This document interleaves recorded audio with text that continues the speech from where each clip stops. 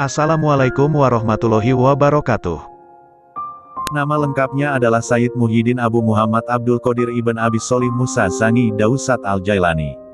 Syekh Abdul Qadir dilahirkan di desa Nif atau Naif, termasuk pada distrik Jailan, disebut juga dengan Jilan, Kailan, Kilan, atau Al-Jil, Kurdistan Selatan, terletak 150 km sebelah timur Laut Kota Baghdad, di selatan Laut Kaspia, Iran. Wilayah ini dahulunya masuk ke bagian wilayah Tabaristan, sekarang sudah memisahkan diri, dan masuk menjadi suatu provinsi dari Republik Islam Iran. Ia dilahirkan pada waktu Fajar, Senin, 1 Ramadan 470 Hijriah, bertepatan dengan tahun 1077 Masehi dan wafat di Baghdad pada Sabtu, 11 Rabiul Tsani 561 Hijriah, 1166 Masehi. Sebelum saya melanjutkan, silakan Anda subscribe channel ini dan jangan lupa nyalakan notifikasinya. Juga like, comment, and share, agar channel ini bisa lebih berkembang dan bisa memberikan yang terbaik untuk Anda semua. Terima kasih. Menurut Walter Braune dalam bukunya Die Futu al-Ghaib, des Abdul Qadir Berlin dan Leipzig, 1933, ia adalah wali yang paling terkenal di dunia Islam.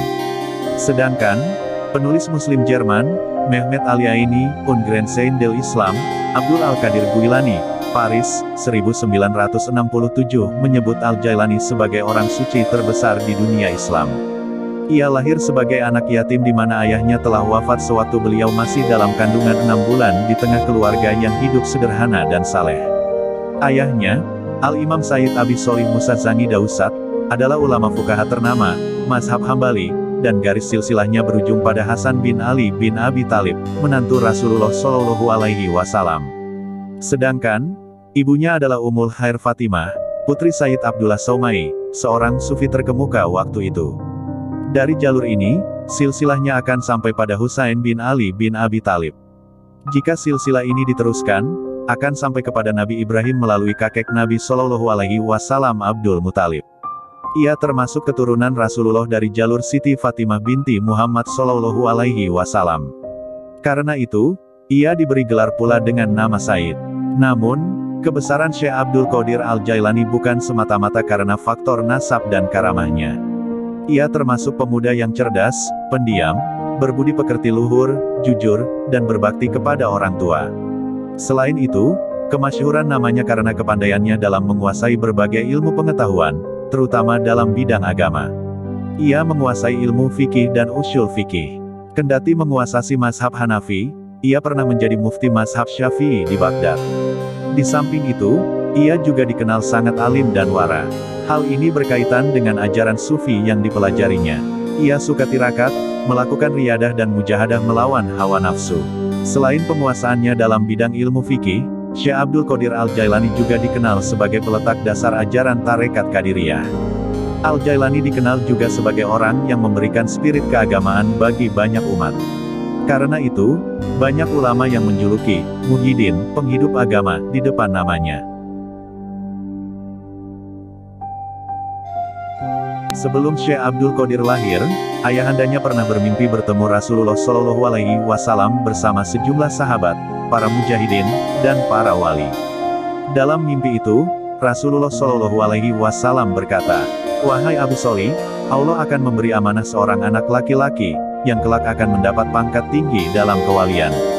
Sebagaimana aku mendapat pangkat tertinggi dalam kenabian dan kerasulan."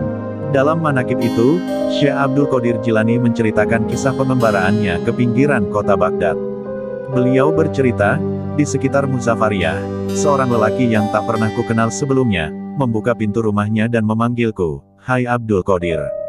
Ketika berada tepat di depan pintu rumahnya, ia berkata, "Katakan padaku apa yang kau minta kepada Allah. Apa yang kau doakan kemarin?" Aku diam terpaku, tak dapat kutemukan jawabannya. Orang itu menatapku, lalu tiba-tiba membanting pintu dengan sangat keras sehingga debu-debu berterbangan dan mengotori nyaris seluruh tubuhku. Aku pergi, sambil bertanya-tanya apa yang kupinta kepada Allah sehari sebelumnya. Aku berhasil mengingatnya, lalu kembali ke rumah itu untuk memberikan jawaban. Namun, rumah tadi tak dapat kutemukan, begitupun orang itu. Rasa takut menyelubungiku. Pikirku, ia tentu orang yang dekat dengan Allah. Kelak, Aku mengetahui bahwa orang itu adalah Syekh Hamad Ad-Dabas, yang kemudian menjadi guruku. Pada suatu malam yang dingin, di tengah guyuran hujan, usai bersuci kembali beliau tertidur dan berhadas lagi, hingga 7 kali dalam semalam. 7 kali beliau mandi dan berwudu dengan air yang nyaris membekukan tubuh. Keesokan paginya, pintu padepokan dibuka dan beliau pun masuk ke dalamnya. Syekh Hamad bangkit untuk mengucapkan salam kepada beliau. Dengan penuh sukacita, Syekh Hamad memeluk beliau dan berkata, "Anakku, Abdul Qadir, hari ini keberuntungan milik kami. Esok, engkaulah pemiliknya, jangan pernah tinggalkan jalan ini." Syekh Hamad menjadi guru pertama beliau dalam bidang tasawuf. Melalui tangan Syekh Hamad itulah beliau bersumpah dan memasuki jalan tarikah.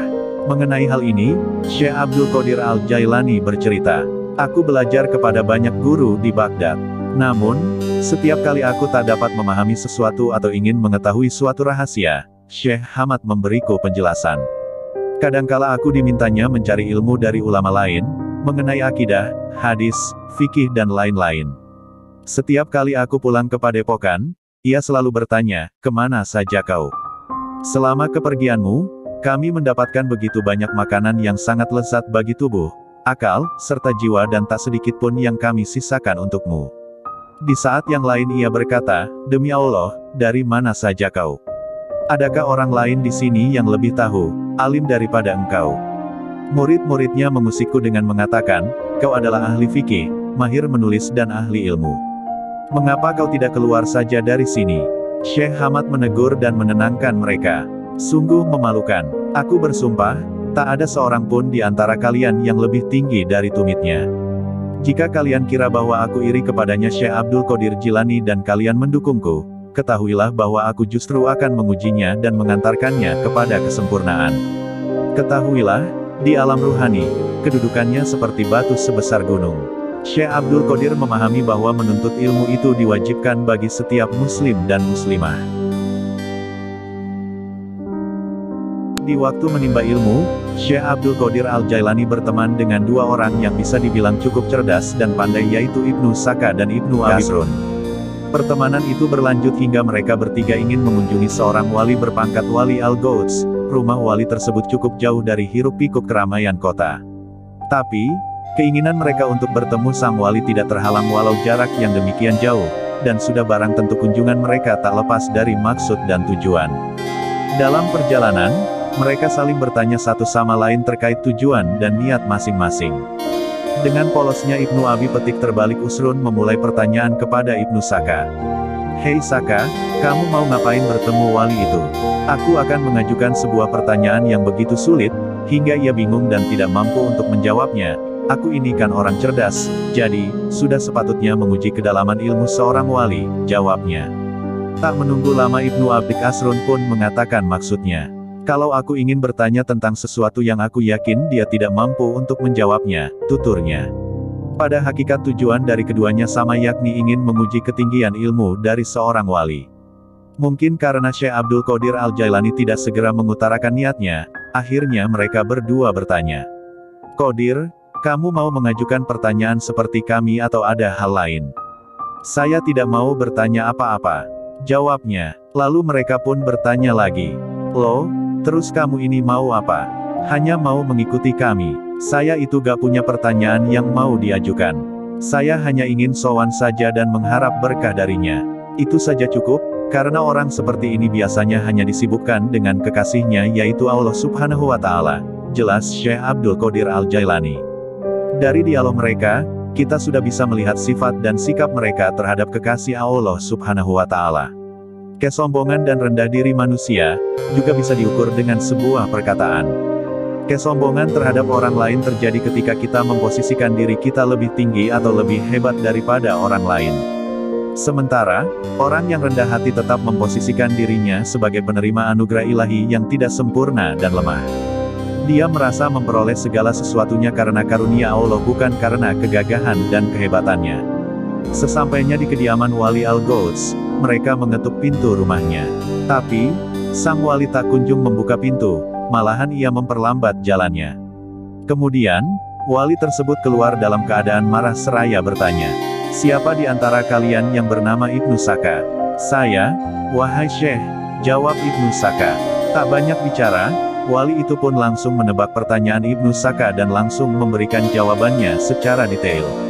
Begitu pula dengan pertanyaan dan jawaban Ibnu Asrun dan langsung mengusir mereka berdua dari hadapannya. Sebelum mereka berdua beranjak dari kediamannya, wali itu mengkasyaf membaca lewat batin mereka berdua dengan karamahnya. Hai Ibnu Saka, dalam pandangan batinku, aku melihat ada api kekufuran yang menyala dalam tulang rusukmu. Dan kamu Ibnu Abi Asrun, sesungguhnya aku melihat dunia berjatuhan menimpa tubuhmu. Sampai pada giliran Syekh Abdul Qadir Al-Jailani, Wali Al-Ghaus hanya memandang sekujur tubuhnya, dan tak lama kemudian, ia pun berkata, "Wahai anakku, Abdul Qadir, aku tahu tujuan kamu ke sini hanya ingin berkah dariku, dan insya Allah tujuan baikmu akan tercapai." Sebelum menyuruh pergi Abdul Qadir, ia berkata, "Aku melihat kamu berkata padaku, kakiku ini berada di leher seluruh para wali di dunia ini, sekarang pergilah anakku."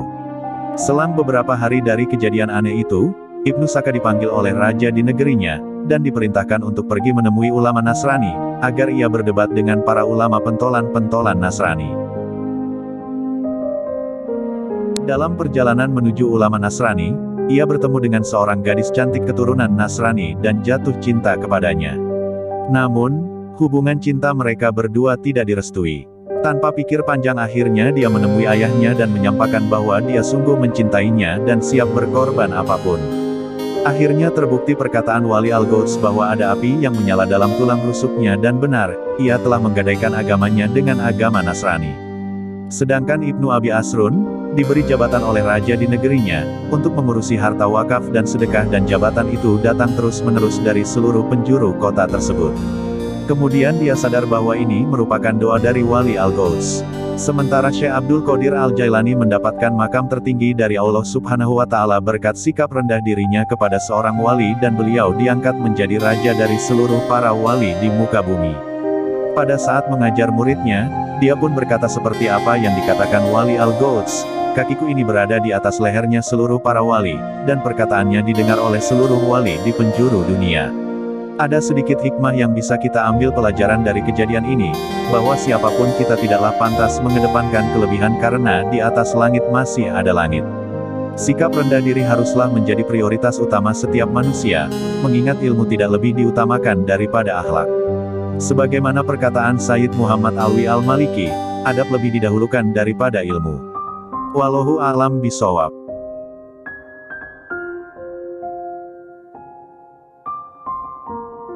Semoga kita bisa mengambil hikmah dari kisah ini, meningkatkan ketakwaan kita kepada Allah Subhanahu wa Ta'ala. Tak lupa saya ucapkan terima kasih kepada sahabat semua yang sudah berkunjung ke channel ini. Jangan lupa untuk komen, like, share, subscribe, dan tekan tanda lonceng di bawah ini agar channel ini bisa lebih berkembang dan bisa memberikan yang terbaik untuk Anda semua. Terima kasih. Wassalamualaikum warahmatullahi wabarakatuh.